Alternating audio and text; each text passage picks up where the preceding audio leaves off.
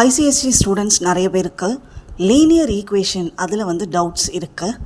So இந்த syllabus மேலே கொடுத்துருக்கிற சம்ஸ் எல்லாமே ட்ரிச்சியில் இருக்க சிலபஸில் ஐசிஎஸ்சியில் ஃபாலோ ஆகுது. ஜென்ரலாகவே லீனியர் ஈக்குவேஷன் அப்படின்னா arranging your variables and values, ஏதாவது ஒரு சைடு வேரியபிளும் ஒரு சைடு வேல்யூஸையும் நம்ம வைக்கணும். அதுதான் நம்மளோட கான்செப்ட் டோட்டலாக.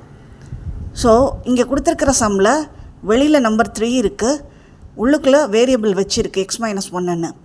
அடுத்து x+4ன்னு ஒரு வேரியபிள் இருக்குது. ஈக்குவல் டு சைன் கொடுத்துருக்காங்க. ஒரு வேரியபிள் x ப்ளஸ் ஒரு வேல்யூ 5. இது ஒரு set of variable mixed with value x-1.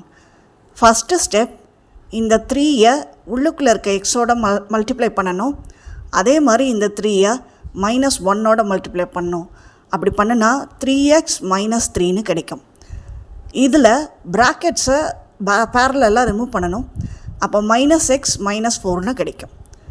இங்கே எக்ஸுங்கிறது ஒரு டேர்ம், 5 × x-1ங்கிறது ஒரு டேர்ம்.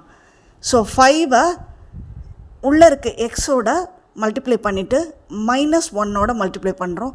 அப்போ 5x - 5ன்னு கிடைக்கும். ஸோ இங்கே இருக்க 3xஐ இந்த எக்ஸோட மைனஸ் பண்ணால் 2x வரும். இந்த -3ஓட -4 பண்ணால் -7 வரும். இந்த சைடு இந்த எக்ஸையும் 5xஐயும் ஆட் பண்ணால் 6x வரும். அந்த -5 அப்படியே எழுதியிருக்கோம். இப்போ என்ன பண்ண போகிறோம், எக்ஸ் 2 பக்கத்தில் இருக்கிறத ஒரு சைடு கொண்டு வர போகிறோம். அதே மாதிரி -5 எந்த சைடு கொண்டு போனால் வேல்யூ எல்லாம் அரேஞ்ச் ஆகிக்கும்.